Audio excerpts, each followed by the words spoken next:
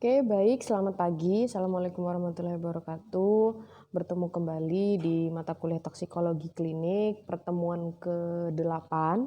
Masih dengan saya, setelah UTS ya. Hari ini kita akan membahas materi atau bahasan baru, yaitu keracunan digoksin. Kita langsung saja masuk materi sehingga tidak banyak membuang waktu. Nah, seperti biasa untuk daftar pustaka atau literatur yang saya gunakan masih dari Gold Frank. Jadi nanti mungkin di bagian akhir saya akan meminta teman-teman untuk sambil membuka Gold Frank di halaman tertentu ya. Jadi sambil mendengarkan penjelasan, nanti teman-teman juga sambil membuka halaman tertentu. Oke, keracunan digoksin di halaman depan ini teman-teman sudah bisa lihat bahwa di situ ada struktur kimia dari digoksin ya.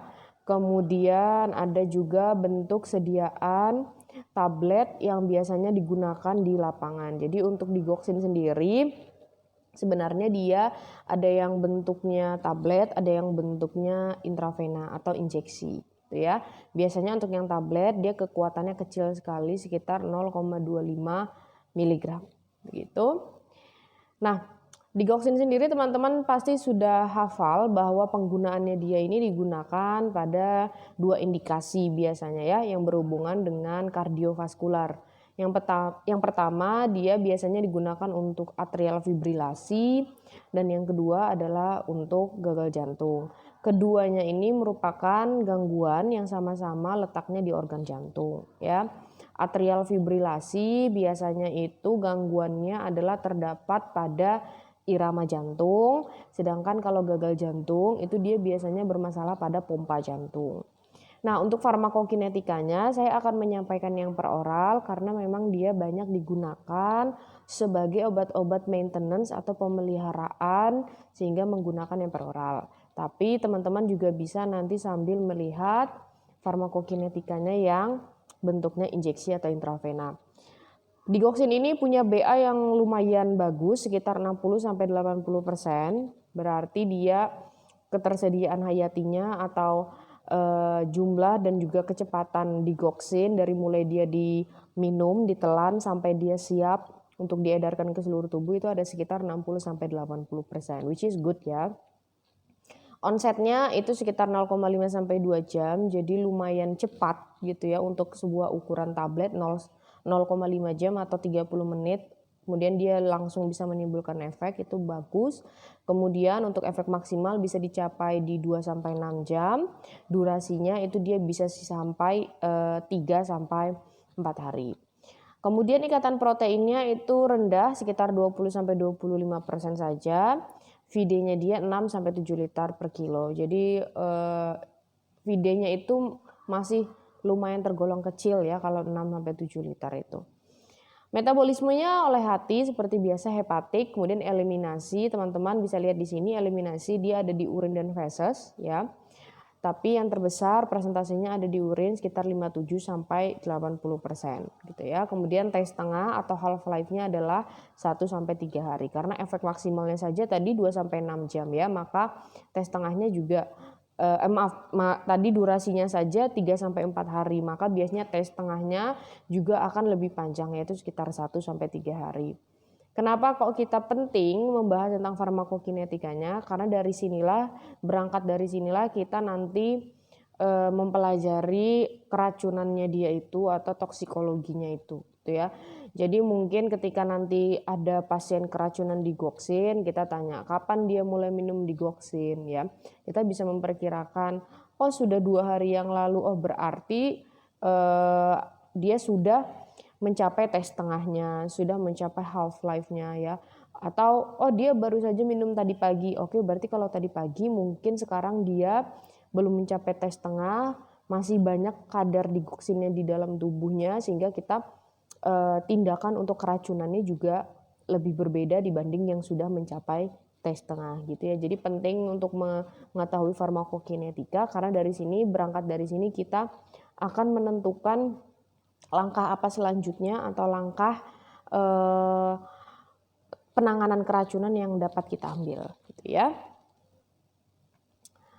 Kemudian, nah ini saya menjelaskan mekanisme kerja. Untuk mekanisme kerjanya ini sifatnya refreshing atau mengingatkan saja, tapi mungkin ini agak sedikit menjelimet dan belibet. Saya coba jelaskan kepada teman-teman secara perlahan-lahan ya. Nah baik, kemudian mekanisme kerja dari digoxin ini teman-teman bisa lihat di sini bahwa digoxin ini termasuk golongannya adalah inotropik positif atau agent inotropik biasanya kita bilang. Nah dia ada dua sebenarnya, yaitu digoxin dan dobutamin. Ini dia sama-sama termasuk di golongan inotropik dan juga mempunyai titik tangkap yang sama di dalam sel. Kita lihat di sini bahwa digoxin itu dia menghambat atau menginhibisi pada pompa natrium kalium ATPase ya. Seperti teman-teman lihat di sini ada suatu bulatan warna biru, itu adalah suatu pompa Na+ atau K+ ATPase. Nah, normalnya si pompa ini kalau bekerja, teman-teman dapat melihat bahwa dia akan memasukkan kalium dari luar sel menuju ke dalam sel, ada tanda panah ke dalam. Dia ini adalah bagian luar sel, sedangkan yang di sini adalah bagian dalam sel ya. Jadi, kalau secara normal Na+K+ ATPase ini dia memasukkan si ion K+ ini dari luar sel menuju ke dalam sel. Kemudian dia menukar si kalium ini dengan natrium, di mana natriumnya di sini teman-teman bisa lihat diarahkan ke luar sel. Jadi dia itu seperti menukar antara kalium dan natrium. Kaliumnya dia masukkan ke dalam sel, sedangkan natriumnya dia keluarkan menuju luar sel. Nah, di sini digoxin menghambat pompa tersebut, sehingga yang terjadi adalah kaliumnya dari luar sel itu tidak bisa masuk ke dalam dan natriumnya yang dari dalam sel tidak bisa keluar. Nah, karena natrium ini tidak bisa keluar sel, maka natrium yang ada di dalam sel itu jumlahnya menjadi banyak gitu ya, jumlahnya menjadi lebih banyak dari seharusnya, karena seharusnya dia dikeluarkan dari dalam sel. Nah, banyaknya natrium di dalam sel ini kemudian merangsang atau menginduksi terjadinya Ca2+ yang banyak juga di dalam sel. Kenapa? Teman-teman bisa lihat di sini ada juga pompa warna hijau. Di sini adalah pompa atau pertukaran antara Na+ dan Ca2+. Kalau yang di sini tadi K+ dengan Na+. Kalau yang hijau di sini itu dia menukar antara Na+ dan Ca2+. Di mana dalam keadaan normal biasanya terbalik nih. Kalau yang di sini Na+-nya itu dikeluarkan, kalau pada pompa yang di sebelah sini itu Na+-nya malah ditujukan ke dalam, gitu ya. Ditujukan ke dalam atau dimasukkan dari luar sel menuju dalam sel, kemudian ditukar dengan Ca2+-nya dari luar sel dari dalam sel menuju ke luar sel. Jadi Na+ itu dia seperti rotasi gitu ya. Dia seperti suatu siklus yang terus berulang. Jadi dia dikeluarkan oleh Na+ K+ ATPase, tapi kemudian dimasukkan lagi oleh NaCa2 exchanger gitu. Nah, di sini karena tadi Na-nya banyak ya, membuncah, jadi jumlahnya banyak di dalam sel, sehingga itu mengganggu stabilitas dari si Na+ Ca2+ exchanger ya. Dimana harusnya Na+ ini dia bertukaran dengan Ca2+ menuju keluar sel. Tapi ini karena dia terganggu siklusnya, jumlahnya banyak di dalam sel. Nah, keadaan ini kemudian menginduksi si Ca2+ ini untuk mengimbangi si Na tadi ya. Karena Na banyak di dalam, maka dia mengimbangi dengan cara apa?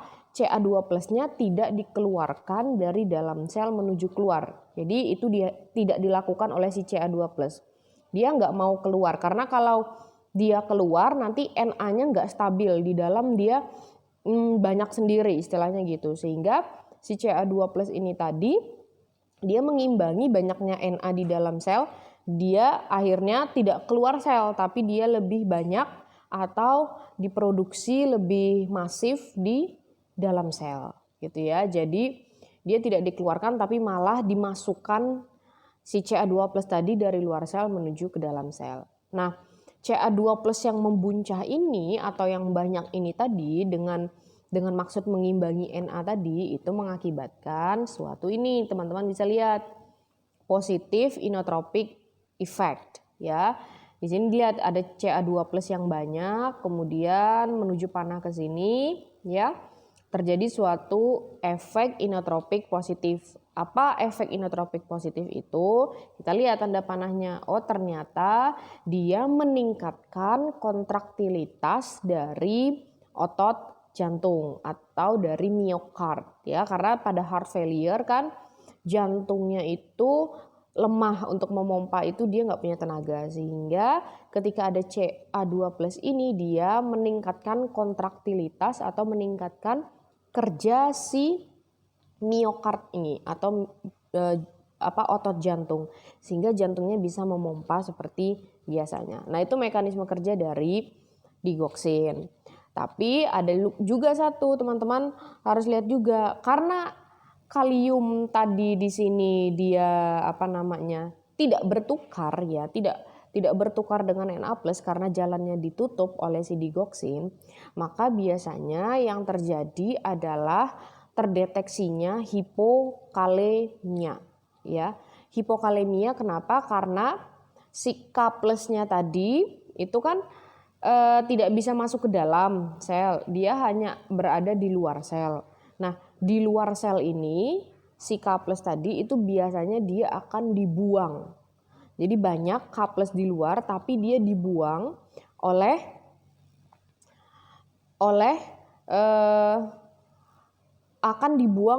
obat yang namanya diuretik. Kalau teman-teman ingat, gagal jantung itu selain ada digoxin, ada ACEI, ada ARB, ada juga diuretik. Nah, K+ yang banyak tadi di luar sel itu malah jadi sasaran si diuretik, dibuang. Sehingga terjadilah yang namanya efek hipokalemia. Ya, jadi cara mengingatnya seperti itu. Ya, Ca2+ banyak, tapi sedangkan kalium itu menjadi sedikit alias hipokalemia. Begitu untuk mekanisme kerja.